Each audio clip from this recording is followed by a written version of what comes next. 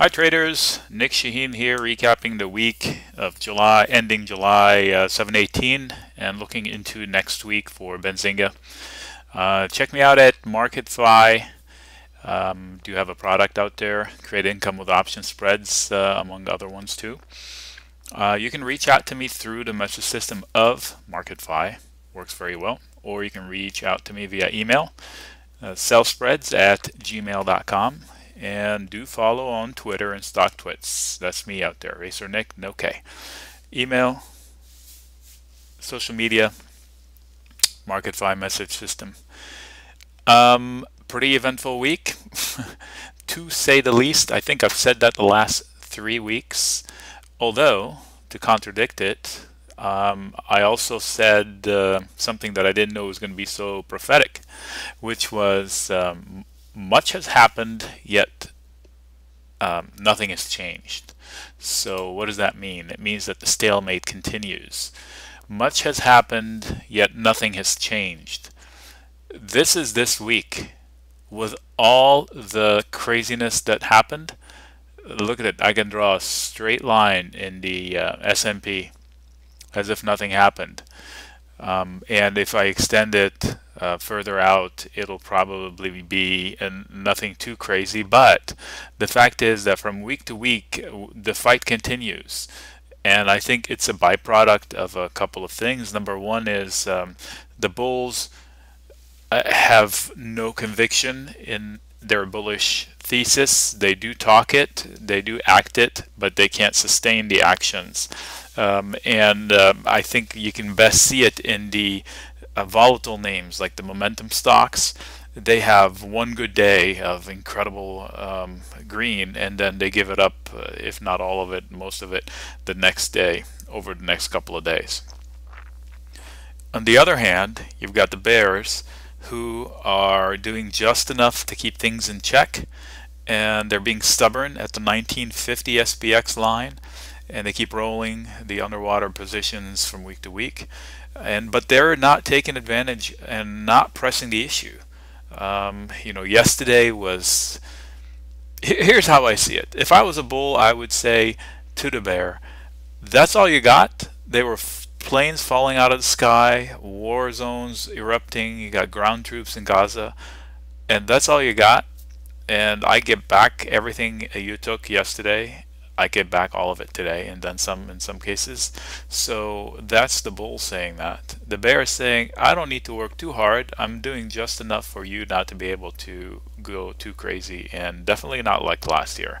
So that's creating an opportunity for me. I like to trade credit spreads, so I like to sell risk outside the ranges, which this tug between bull and bear is creating pretty tight defined ranges, and they're tradable.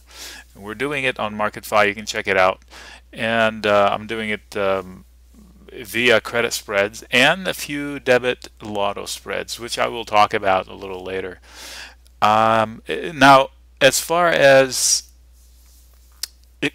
if you look at line charts, it probably won't tell the story. You have to look at what's going on within.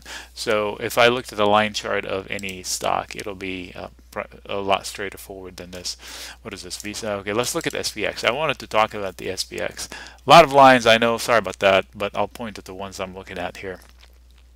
Most importantly, you know how they say support turns into resistance, resistance turns into a support, past resistance turns into a current support.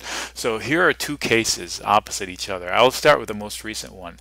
Most recently, I started trending the dashed green lines. I added these green lines to highlight to the members the fact that we have a rising wedge of sorts, and I don't like these for the bullish side. I do think that they're most of the times are bearish, and they tend to break down.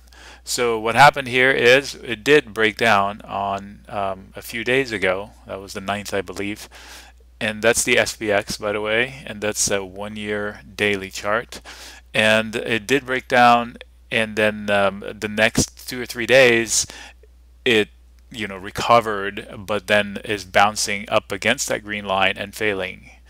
Even a couple of days ago when we were bullish, and then yesterday's candle did a lot of damage. So here I said, okay, the technical damage has been done on that red day here, and psychological damage was done too. I had a whole write-up about it. You can look it up. So now we were recovering, and then we get a day like yesterday, bam, you know, the technical damage got worse. Psychological damage, I don't think so. It wasn't psychological. It was the fact that there was headlines, 2 headlines to be exact, and we had 2 legs down. And today we just erased all of it. That's SPX. But now that brings into this candle, this big red candle brings into, so anyway, I was saying, this was support. You can see here support, support, support, support on the way up. And now it's resistance, resistance, resistance, and now it's no longer resistance. Now it's a matter of fact that SPX needs to reestablish its momentum upwards. If not, maybe some bearish plays out here. Now I can see, you know, you can draw a line down here and see how that's going to go. But I'm not, you know, sounding any bearish alarms like, you know, sell everything. So I'm taking both sides of the fence, and that's the point of my trading. I sell spreads wherever we're not, and wherever we're not going, and then those spreads I can book profits on them. So that's why I argue both sides of the fence. Now another instance of support resistance switcheroo is this dashed line right here. Now it's solid, now it's dashed. Shit. That one right there. Oops. Come on, go away.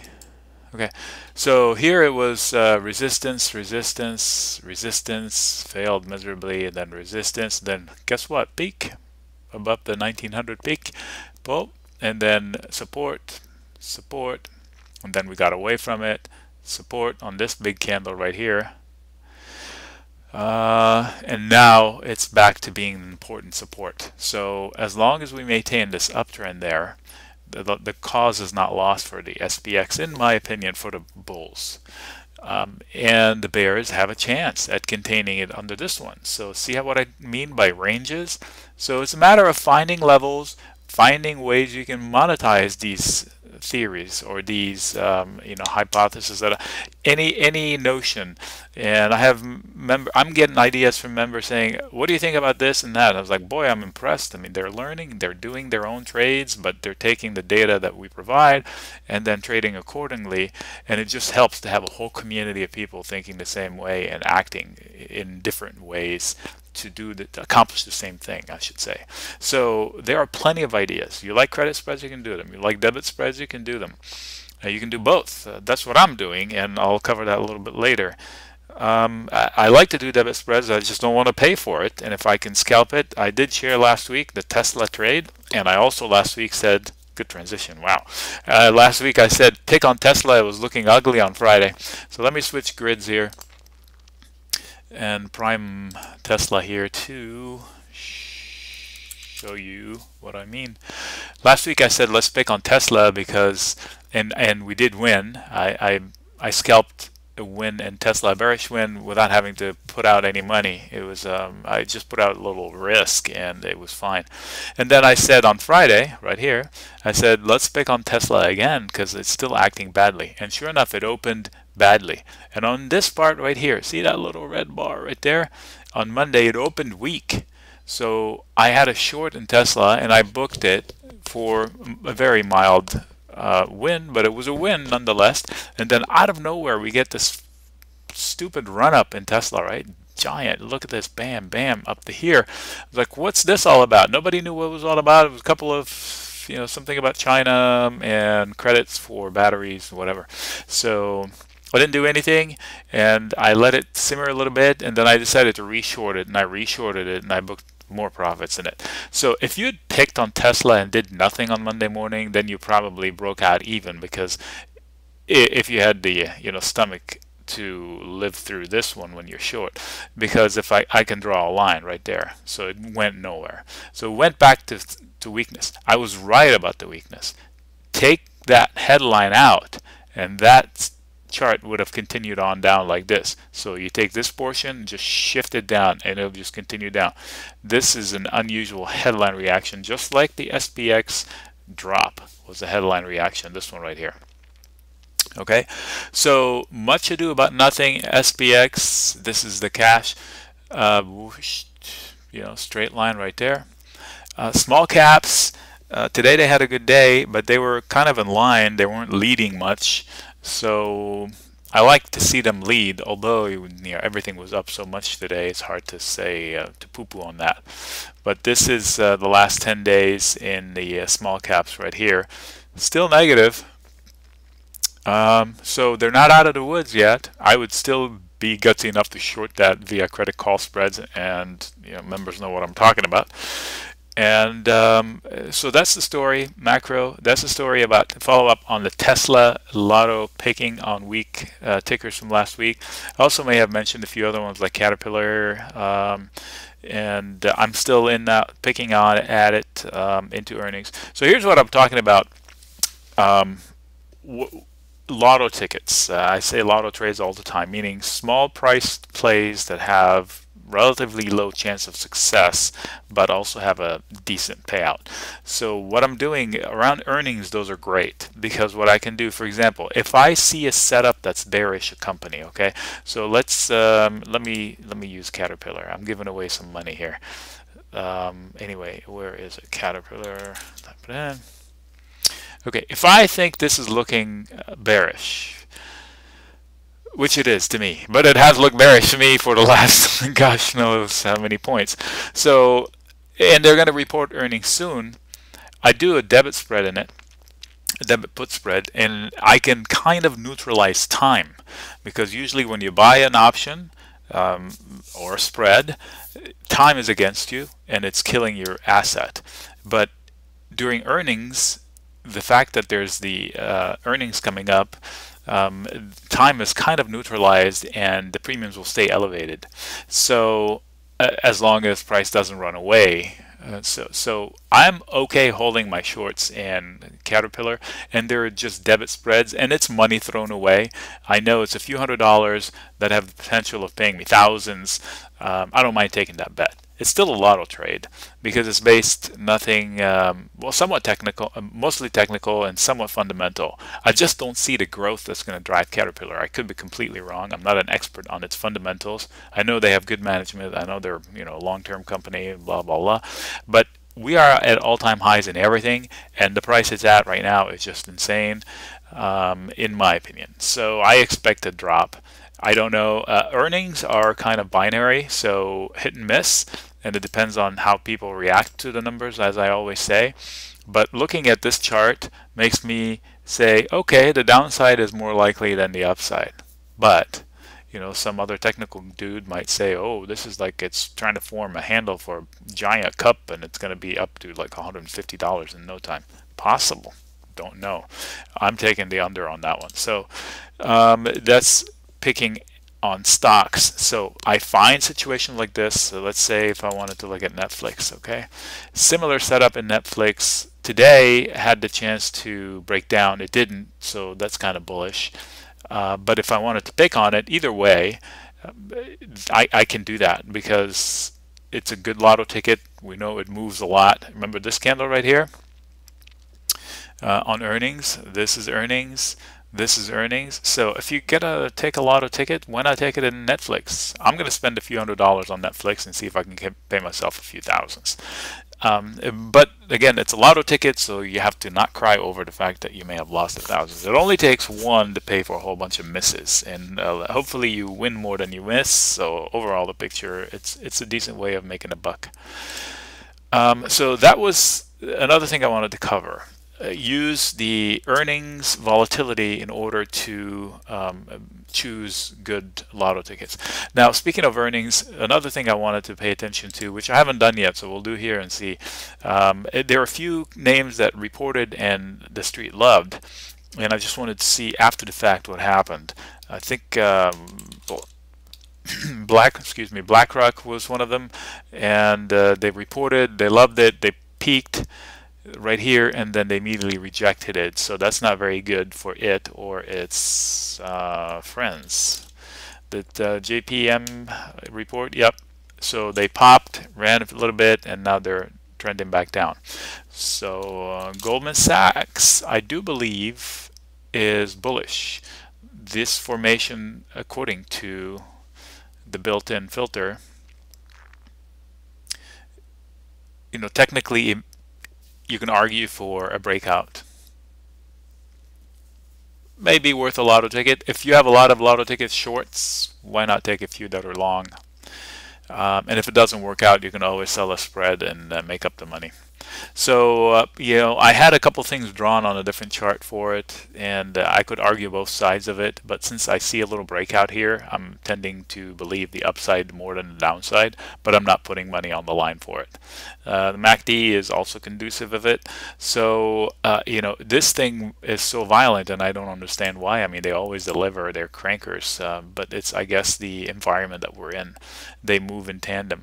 I mean, one could argue there's head and shoulders everywhere, right? But I'm not trading Goldman Sachs because they tend to be headline driven, and I don't like headlines. So one can argue a good bullish play on the Goldman could pay off, but I'm not in it. Yahoo was another one where immediately after the report, they loved it and immediately cranked right back down. So, and look at that, pretty ugly, knocking on lower levels down here and here and here from lower highs. So imagine that somebody's bouncing on a board, and they're bouncing harder and harder, and the bounce up is getting weaker and weaker with the bulls trying to run up. So eventually that board is going to break. Sometimes it's a springboard, they bounce right back up, but I don't believe in Yahoo, as I don't have, I should say it nicely, I don't have a lot of faith in their leader. A lot of yak, and I don't see anything groundbreaking. It seems like they're falling behind, and all they have is the Alibaba. Now Alibaba could give them enough cash to give the the price a boost, but fundamentally I just don't believe in their strategy.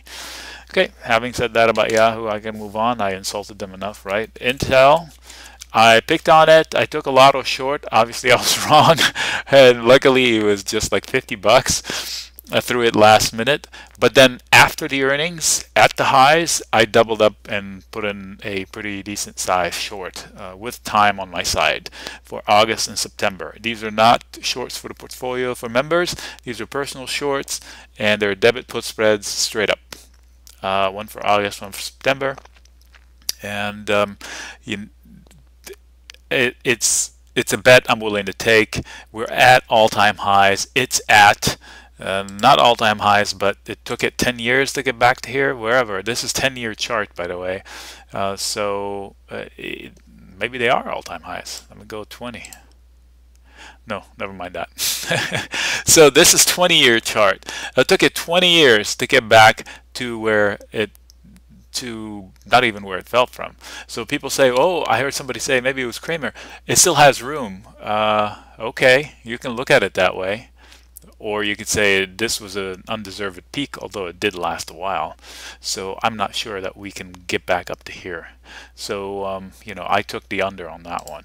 And again, since I have time on my hand, if I see it going, still carrying momentum, and the whole market is moving up, I can always unwind it. I can sell them for a loss and walk away. For now, I'm holding it and a few other ones. I am selling spreads. I am bringing in cash. Some of that cash goes to put in my pocket and buy myself a sweater, as they say, and the other finances some debit spreads in order to do some lottos here and there without going crazy. Stay away from trouble. Whatever trade you do, give yourself room for plan B. You get oh crap moments.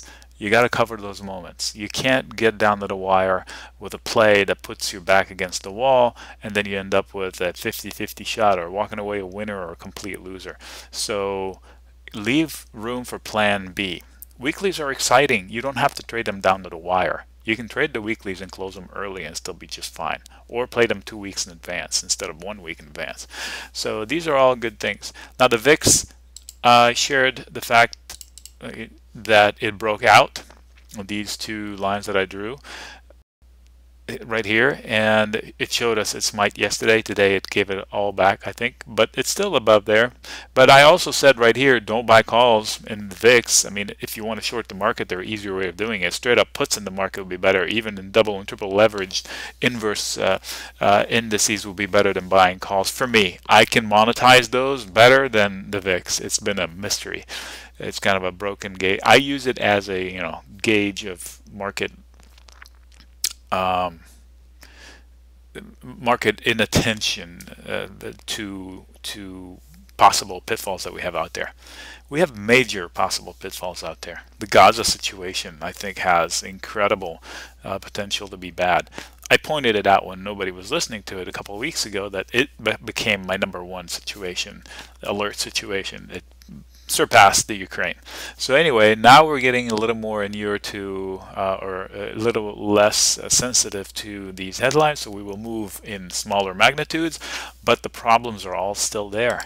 So let's see what happens over the weekend. China is going to have some economic news coming out over the weekend, so I'm going to look out for that. And yesterday, I think I heard the China government say, growth under 7.5% GDP is okay or acceptable or something like that. So are they priming us for a bad report over the weekend? I'm not sure. Keep on the lookout. Again, this is Nick Shaheen. Create income with option spreads on marketfi.com for Benzinga. Talk to you all soon.